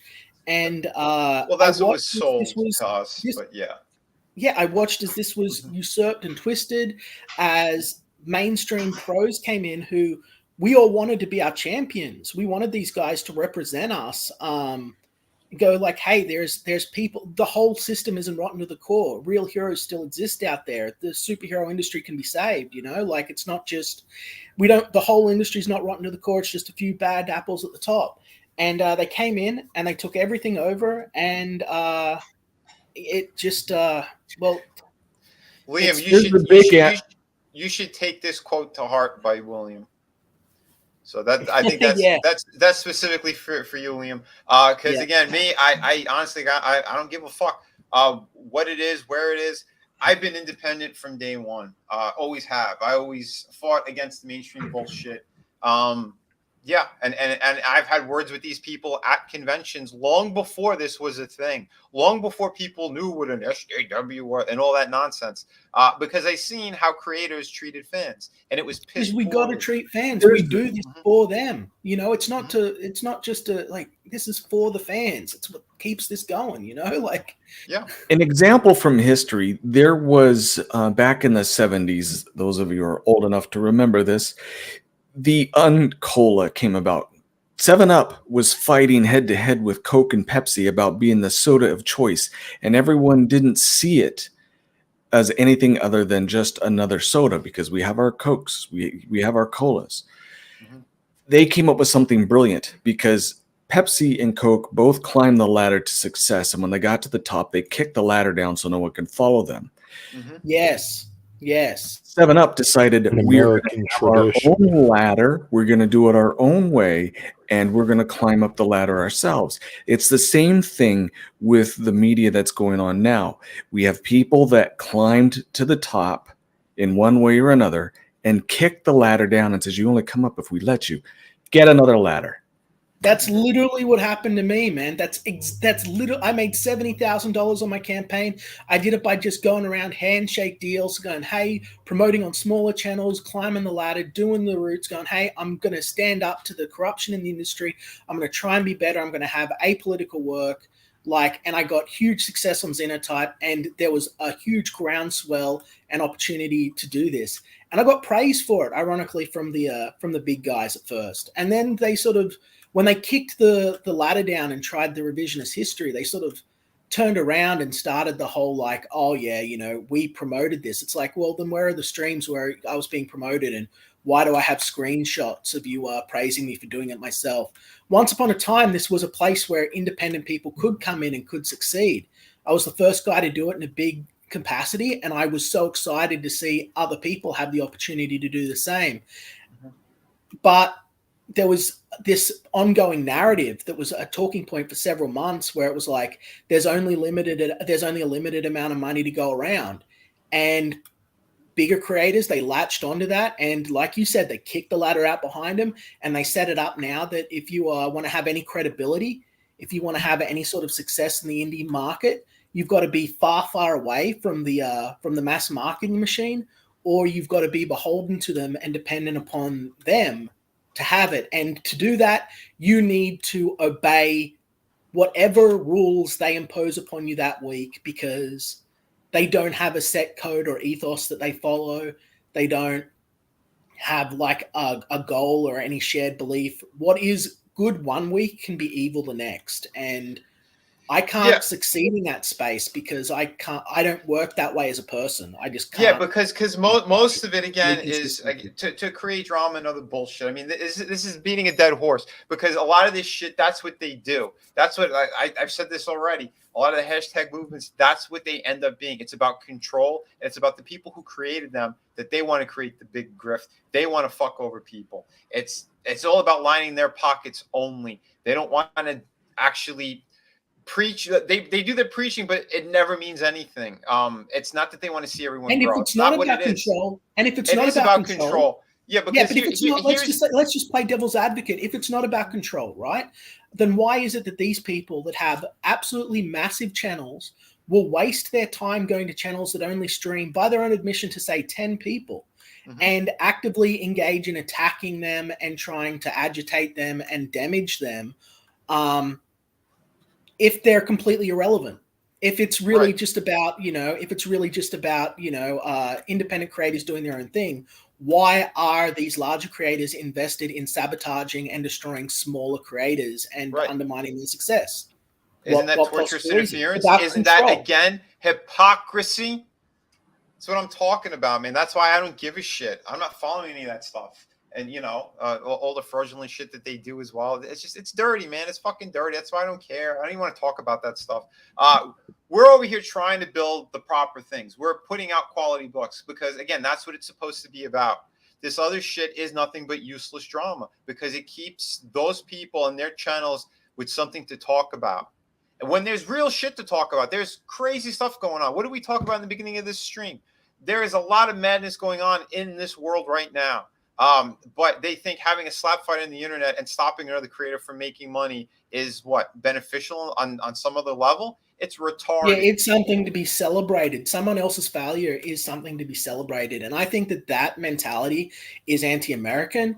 It's anti-liberty. It's anti-superhero. It's antithetic. It's anti-Liam. It's antithetical to everything I believe. Fuck you. I think that fuck his family. Fuck all these people. God fucking damn it, man. What the fuck? Is there nobody fucking pure in this goddamn fucking world? Shit. From end to end.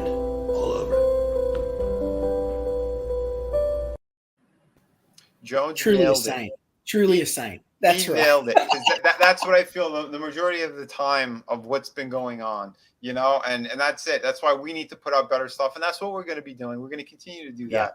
And everyone else, they don't fucking matter. If they're there to hurt you, if they're there to start shit, drama, and anything else, that's why they get blocked from my channels, my social media, all that stuff. Because I don't have time to waste on nobodies and losers and stalkers and people who want to hurt what we're all doing. You know, that's it. It's keep getting good books out there. Keep being awesome to one another. I say it all the time. Be kind to one another. Because what you create. Because again, it's going to come back and bite those people on the ass, whether they realize it or not. Because what they're doing, and just shifting it again, just a little bit, just 10 degrees to the left here, you know, there are really talented creators independent creators out there in the space that are getting overlooked every single day. Oh yeah. That are either scared to sort of associate with people or just they might have their project might be too good.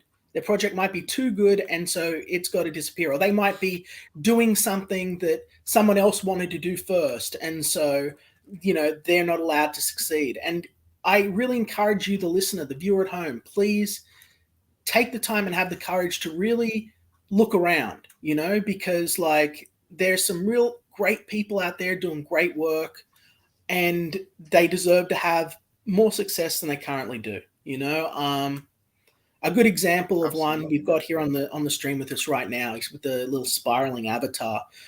Chris Fisk has an amazing project that is like art-wise head and shoulders above most of the competition. His graphic design is 10 out of 10. He's got excellent merchandising. I would say without brown nosing, arguably the best merchandising in the independent comic book scene that I've seen out of everything. And this is my world, you know. And he is heinously underrepresented. Like his project should at least have an extra $20,000 to $30,000 on it. And the only reason it doesn't is because there's not enough people that get an opportunity to see it. And as far as I can tell, there's no reason why people are not pumped up and excited about what he has going on, because even with a preliminary cursory glance, anyone in their right mind is going to see that this is one of the best projects that we have coming out of independent comics in 2022, 2021. It's amazing. And he's not alone. There are others that have great work too. But anyway, sorry for the rant. No. Yeah, there it is. Let's have a look at what he's got there. Like, I'm not blowing smoke up his ass. This is like, you know, as one of his competitors, I look at that and I see inspiration. I go like, wow, look at how well he did. And that's exactly what you just said there too. All world competitors, but we looked at what he did here. He's got awesome stuff here. He's got quality. He said the same thing about our projects, you know, and what do? We talk to one another and we try to help each other. We helped. It's because of Chris why I ended up doing the standees. It's because of Chris why I got some help on certain things with printing.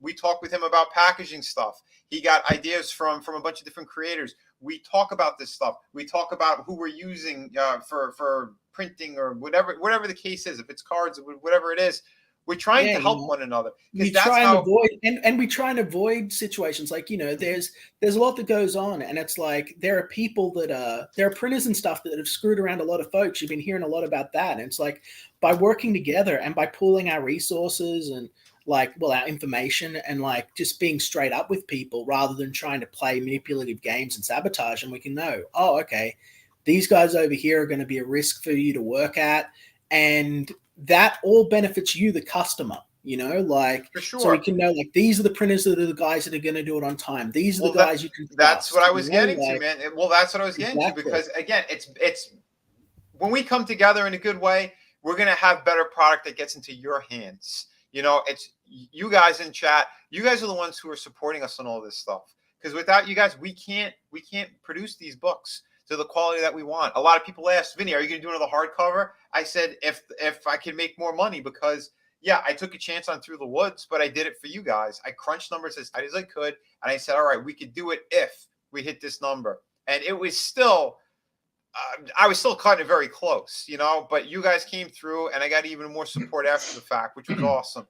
But again, it's very, very difficult to do. Especially, I'm not a big name. I didn't work at Marvel and DC. Yeah, I work for Todd, but at the same time, that's not the same as, you know, people picking up your comic book or going to the conventions and getting it signed by you and all that. There's a certain kind of fan base that does come with people who are already have some kind of established work. If you're essentially, you don't have that kind of thing, you only did a couple covers here or there, that's a different situation. So I didn't have a massive fan base, but people love the quality of my work, and everything that I did was that it was painted to perfection. Every page looked, you know, just like a cover. But that's, again, I brought different quality. I brought something special to the table. Now, if my other projects, if they didn't try to sabotage me, because there was a few people trying to sabotage me, but again, it's just a lot of bullshit from behind the scenes. But I still did great numbers. If I had done even better, yeah, would I have done more hardcovers? Sure.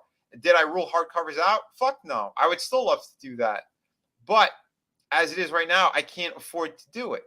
But, you know, the more eyes we get in these projects, the more that we can put out there. Yeah, I'm willing to, for sure. I would love to. But I need to make money as well because, again, there's a lot going on right now in the world. A lot of people are being choked left, right, and center financially. So I get it as well. There's a lot going on. But if we had better connections with one another, if we pushed in a harder way, in a good way to get quality out there, yeah, it'd be awesome. But the people who are against it and only want to push other people who have similar numbers as them or people who came from the mainstream, well, I don't need to deal with them because they prove that they're never going to support the people who actually kept this sustained, the whole fucking thing. So, yeah, and that's all I got to say about that. Chris, if you want to talk more about this project, because I do want to hit some other people's kind of like where they could find them and everything else. Because we do have to start wrapping up in a little bit. There's a few things I need to take care of, and Tony needs to do some stuff as well. But Chris, give him the rundown here. Sure. So we're down to 25 physical books remaining. It's again, it's a 10-book planned series, and we're well into production of book 2.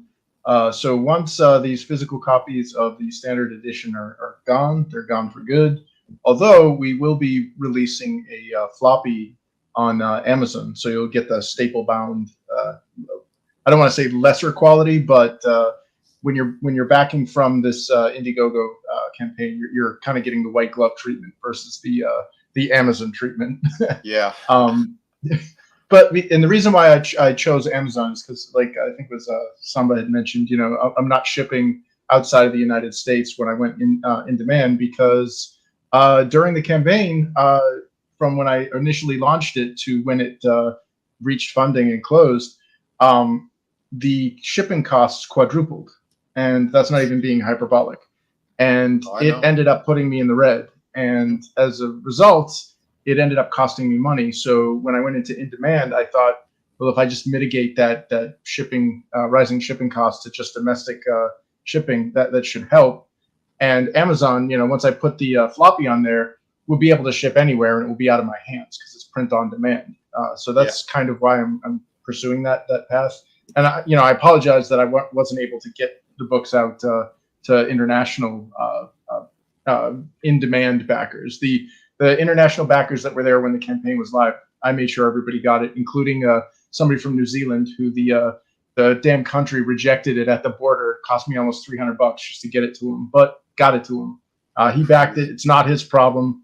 He didn't, it's nothing he did. So I made sure that, I made good on getting him, what he backed. We live in tumultuous times, man. We live in tumultuous times. People are trying to divide us more than ever. The internet was meant to bring us all together, and right now, look at us. We're culturally divided, and people don't want us to be able to sell stuff across the border. I mean, it's like it's an interesting time. It's scary. So, Chris, I'm hoping I can. Oh, sorry. Well, I was going to say, tell Darren how he'd be able to get this. Like you said, is there any chance? So would it be just through Amazon then at this point, and digital? Yeah, well, I mean, yeah, obviously the digital, but I know a lot of people aren't fans of that. They actually want the book in their hands. Right. But with that said, yeah, I'm hoping that the Amazon solution will, address the people like in the UK or elsewhere that are like, what the hell? Why isn't this being shipped to me? Because I really feel bad like going to the post office or going to USPS or DHL or whatever and saying, "Hi, how much will this book cost me to ship?" And they give me this insane price, and then I bring it back to the potential backer, and they're like, "Dude, that's like 5 times the cost of the book. This is ridiculous." Yeah. Shit. Yeah, You know? that's trust me, I know, dude. I have a backer in New Zealand that I'm waiting for them to reply to me. I messaged them a couple of times. I even have it on my update. They have not written me back. So, yeah, I don't know what's going on with that stuff, but yeah, it becomes very difficult for us for sure because we do start to take the hit. But yeah, so we're doing what we could here. If you could do your part as well, if you can't, if you're not in a position where you could back them, at least grab the links, get it out there on social media, because word of mouth is all we have right now. And we're fighting so much. So if you guys could give us that extra push and be like, yeah, these are quality people with quality projects. Yeah, get that word out there. So, yeah, man, Chris, thank you for all the time for being here, being a friend, and being just an awesome creator all around, man. Yeah, hey, thanks for having me on, man. I mean, I was a nobody, and you're like, "Hey, why don't you come on my show?" I was like, "Hell yeah." Dude, and again, that's the thing. I saw you were an awesome person right from the get-go. You got good energy. You have a solid project. And the more that I knew about the project, and then when I finally got it, I was blown away by it. So, yeah, you're somebody who, again, I'm proud to call a friend. And this is just, it's an amazing thing what we're doing here. So we're going to keep pushing, we could have, there's plenty of haters out there, like Eric always says too. Fuck them. Hell yeah. Yeah. Fuck 'em. We got the goods, and we're proving it time and time again. You know who else has got the goods? We got Tony here. He's got the goods. This man, he's got a fantastic channel. Brother, tell him about it. Yeah, come check out the Clown World Review. So I'm at 241 subscribers.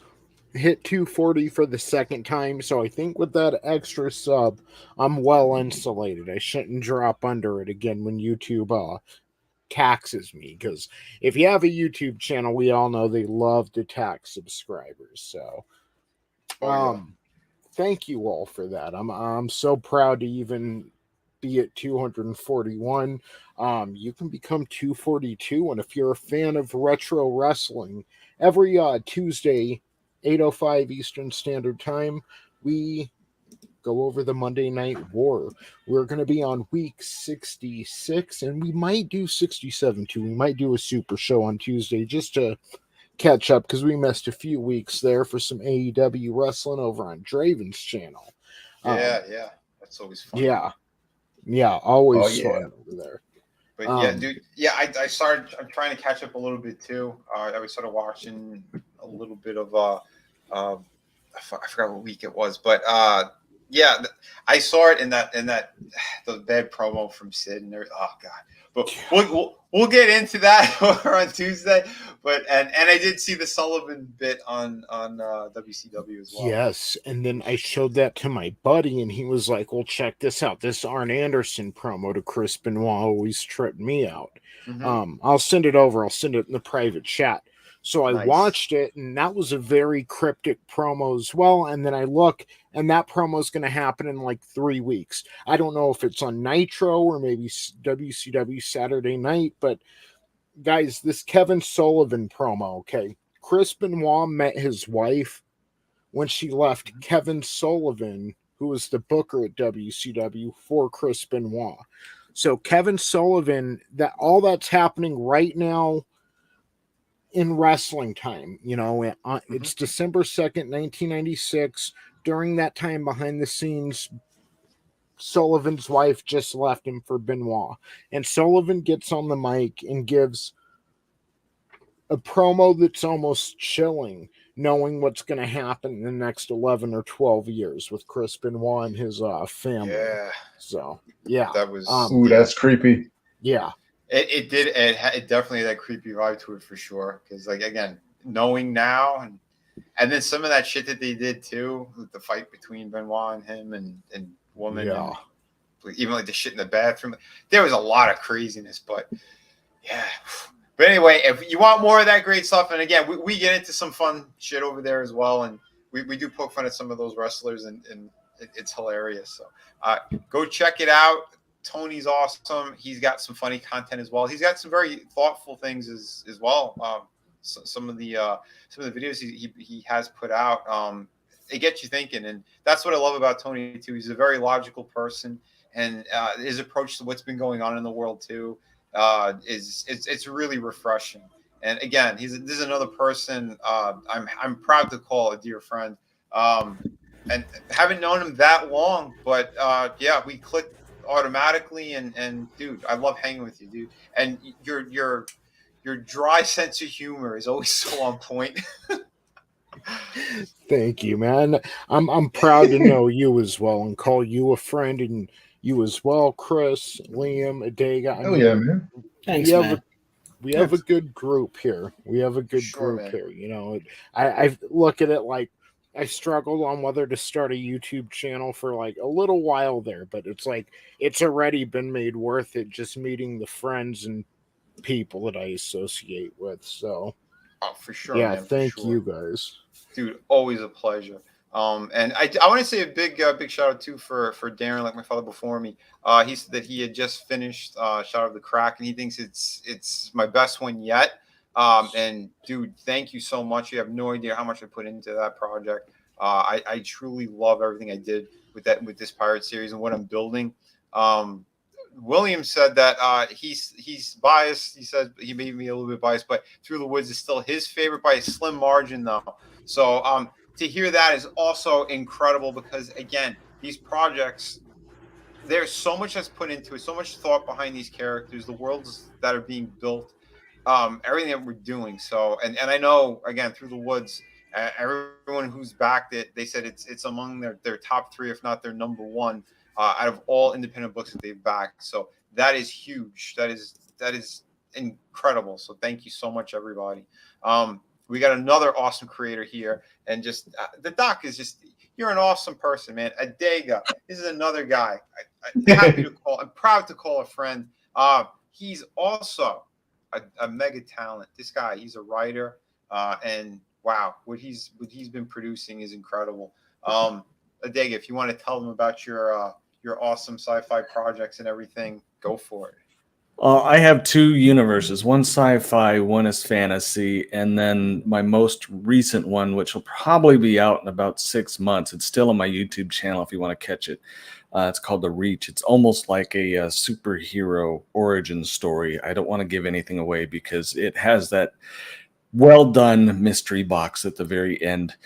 But I have been told almost every day now of people that have read one of the universes or the other, bits and pieces of it, how it brings them to tears, how they see themselves or they see people they know, how they're experiencing sci-fi or fantasy in a new way that is really helping them. I have been, and I'm going to blow some smoke right up your backsides from people that have told me this. I have been compared to like the shorthand of Frank Herbert. I am getting all kinds of wonderful feedback. And with the people who have been saying this, I know this is good stuff and I know you're going to like it. My only drawback is they're all written. I'm waiting on my artist to finish getting things so we can get them out. Evolution is, we have 5 books working on number 6, which I never thought I would do. It is a story form of a book Bible. I am working on the 3rd of 5 for the Blood Witch. So you want books as in novels and novellas, and you want something that is fresh. You want some well-written ideas.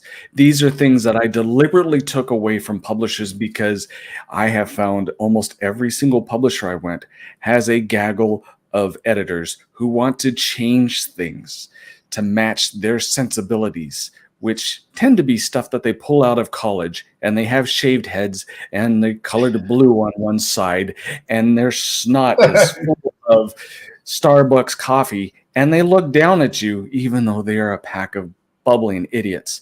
So here it is for you, done by me and my artist, and you're not going to find anything better. Hell yeah, I just man. know it is. This man, listen to him. He is fantastic. He truly is. And again, this one I still got to back. I haven't backed this, but I backed Evolution. I got the hardcover for that one. I like to get all your stuff because again, it's just I am doing this for the long haul. These are not things where you go on indie, and I totally love the indie aspect. Don't get me wrong.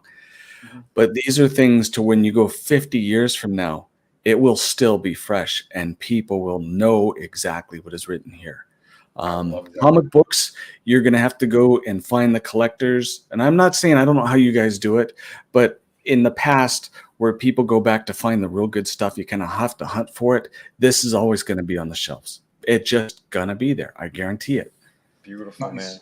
That is incredible. So yeah, everybody get out there, back this stuff. Again, Tony, he's been dropping the links for this as well. Yeah, just and Felix all night, man. Felix, thank you so much. Darren, have a great night, brother.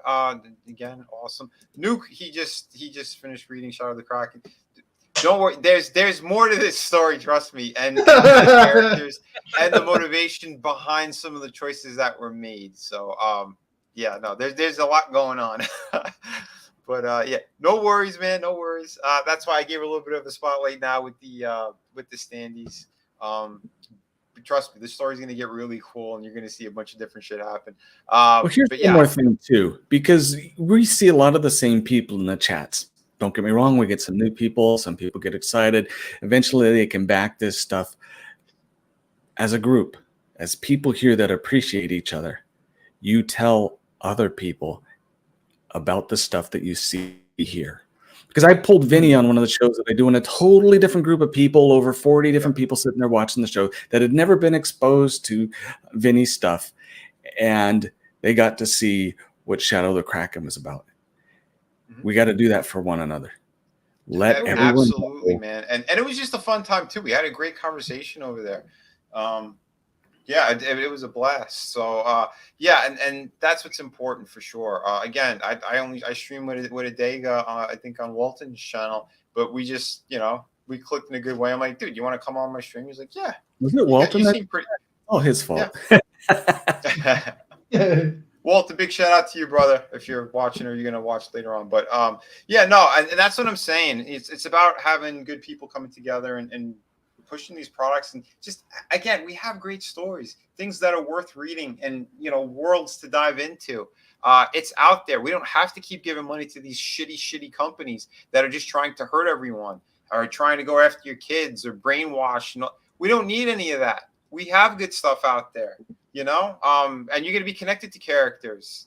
Some of you might get a little angry at, but don't worry. Like I said, it's all by designing a good way for the story and for everything else. So, that's a really good sign of good writing when someone gives you a hard time about things that happen to characters because they became emotionally tied to the people that you wrote about, and that means you did a good job.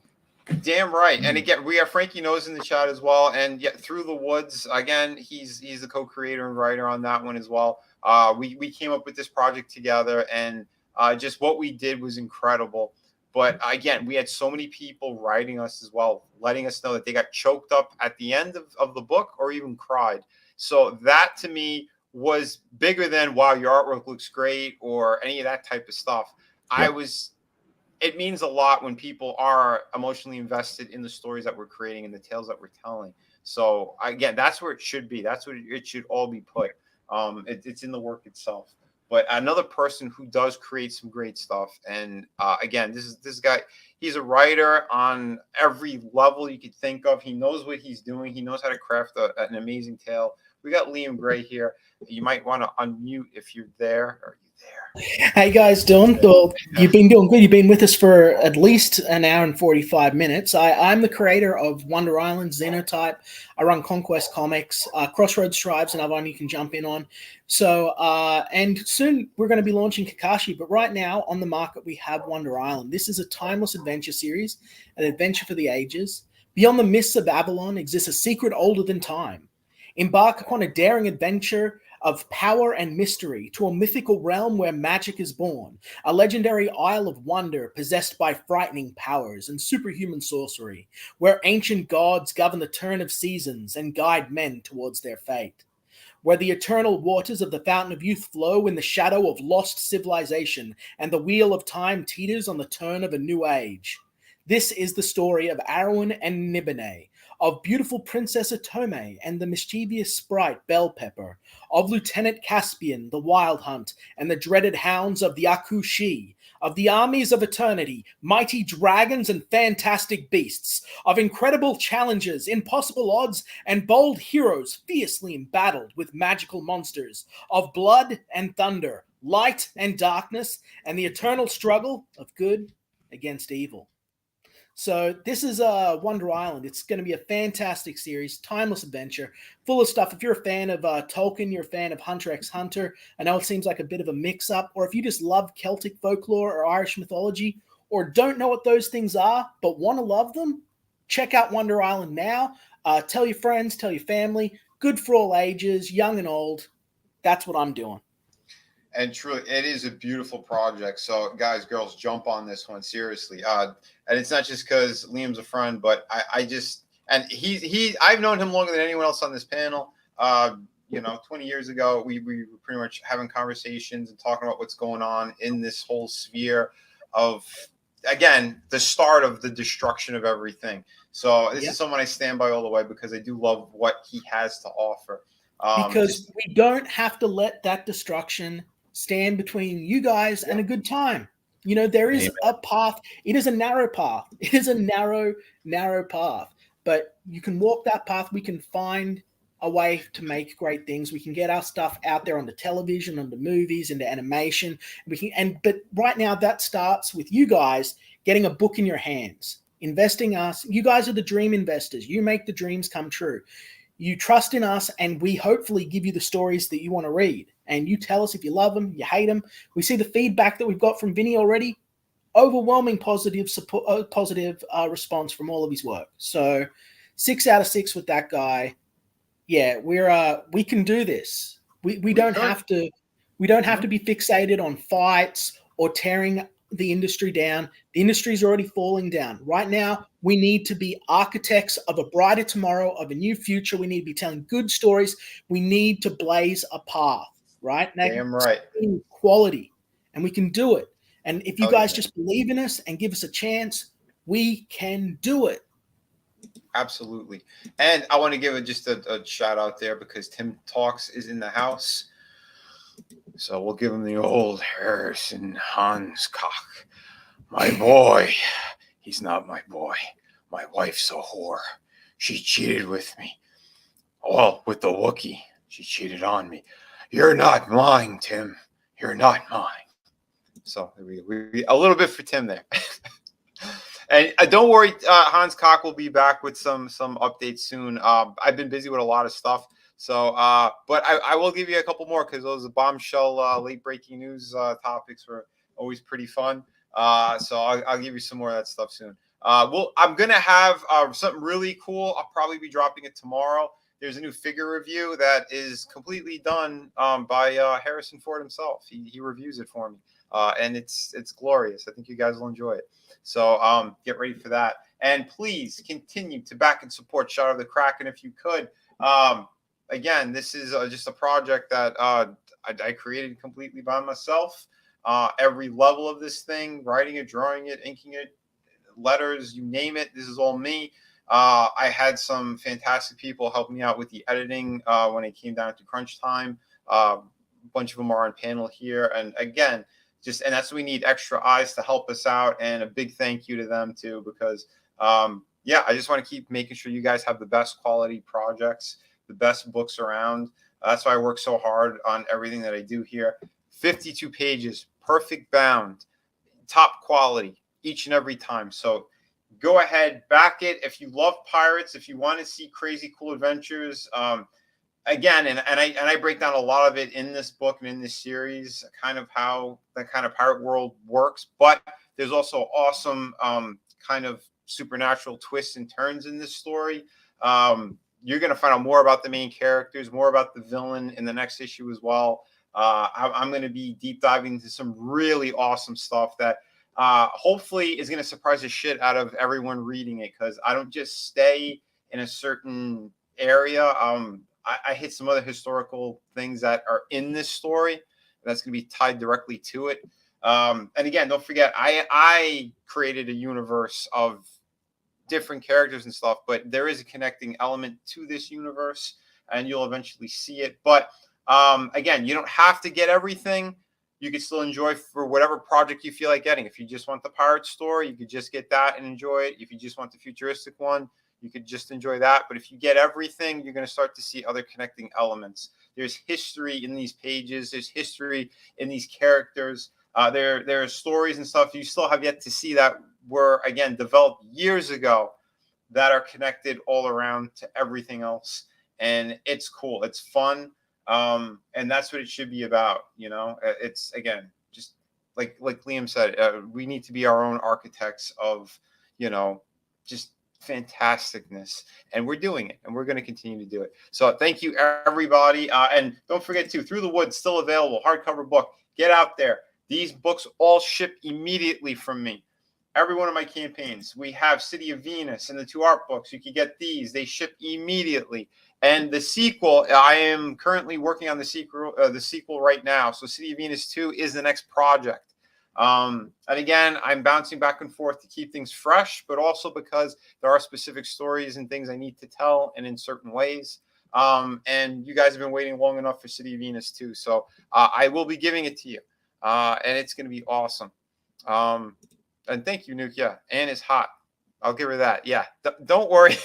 Like I said, I kind of wrote her in a certain way as well because I wanted people to like her. But then for what happened and what's going to happen, trust me, it's a roller coaster of awesomeness with all these characters, because that's where it should be. That drama, that fun stuff that's going to happen, it should be on the pages, and that's where we keep it.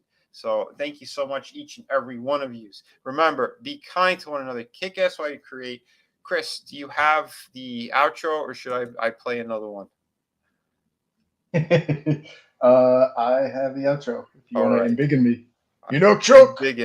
Thank you, everyone. Please have a great night. We're going to be back again. Tune in tomorrow over on ETEP's channel, the place to be reviews. Horseman Ride again, and we're going to have a great time, followed by Tuesday with Tony, and then again throughout the week we're going to be bouncing on one another's channels, and it's awesome. So yeah, man, go for it, Chris. All right, have a good one, everyone.